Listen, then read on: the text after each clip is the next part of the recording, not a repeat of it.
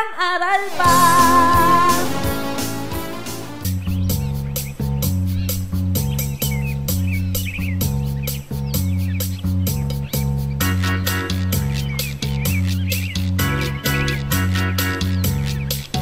Uy, Joshua!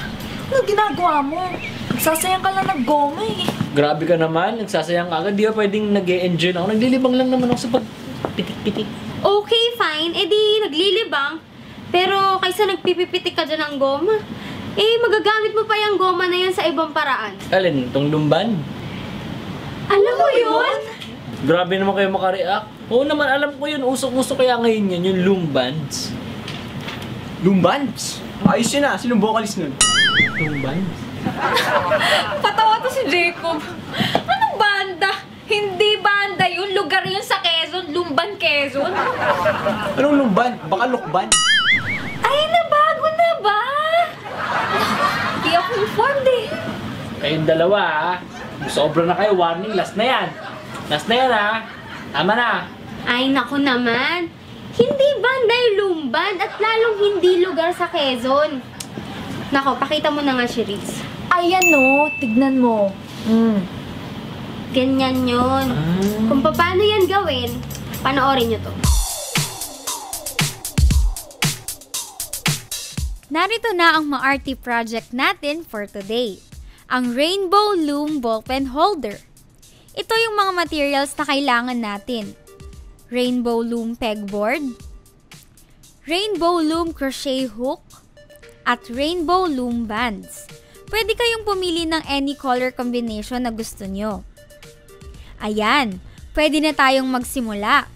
Pero bago yan, alam nyo ba na taong 2011 nang maimbento ng 40-year-old na si Chong Chun Nang ang kilala ngayong Rainbow Loom? And as of September 2013, meron ng 1.2 million units ng Rainbow Loom ang naibenta. At kahit na milyon-milyon na ang kinita ni Chong Chun Nang, ay nananatili pa rin silang nakatira sa kanilang bahay at minamaneho niya pa rin ang kanyang 12-year-old na kotse. At noong 2013 naman, ay kinilala itong isa sa most popular toy ng Cyber Monday Awards at isa sa most searched toy sa Google. Okay, simulan na natin. Para sa ating first step, magsisimula tayo dito. Maglalagay tayo ng X-loom mula sa peg na to hanggang dito. At gagawa tayo ng 4 na X-loom paikot sa mga peg na to, gaya nito. Para sa next row, maglalagay naman tayo ng loom bands sa ibabaw ng mga X-loom bands na ginawa natin kanina.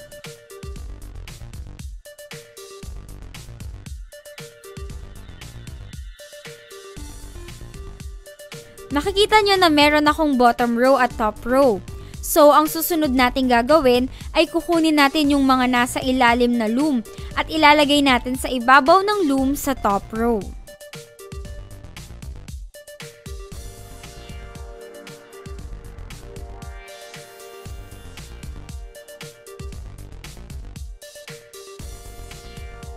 Uulitin lang natin ang prosesong ito. Maglalagay ulit tayo ng isa pang row ng loom bands.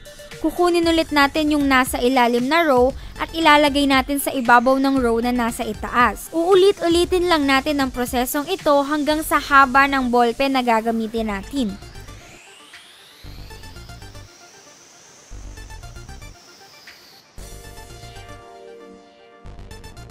Ito yung ballpen na gagamitin ko. Gagawa ako ng ballpen case na kasing haba nito. Hihilahin lang natin itong mga loom bands para makita kung gaano nakahaba ang ballpen holder na nagawa natin.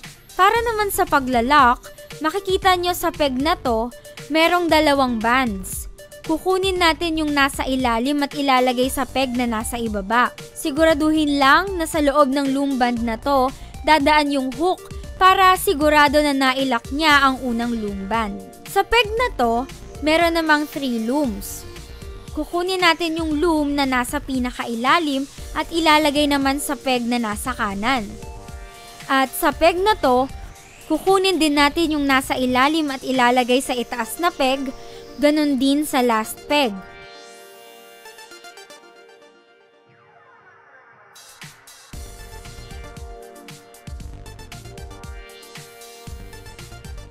kukuha tayo ng isa pang loom bands at gagawa tayo ng slip knot. Make it sure na mahigpit ang slip knot para hindi siya madaling matanggal. Just remove our bands sa pegboard at ilagay ang ballpen sa ating ballpen holder. Ayan, tapos na ang ating maarte project. Gamit ang rainbow loom bands, pwede rin naman tayong gumawa ng iba pang maarte projects gaya ng cellphone case, coin purse at pencil case. Yan ang ating maarte project for today. Classroom, sige lang aral pa.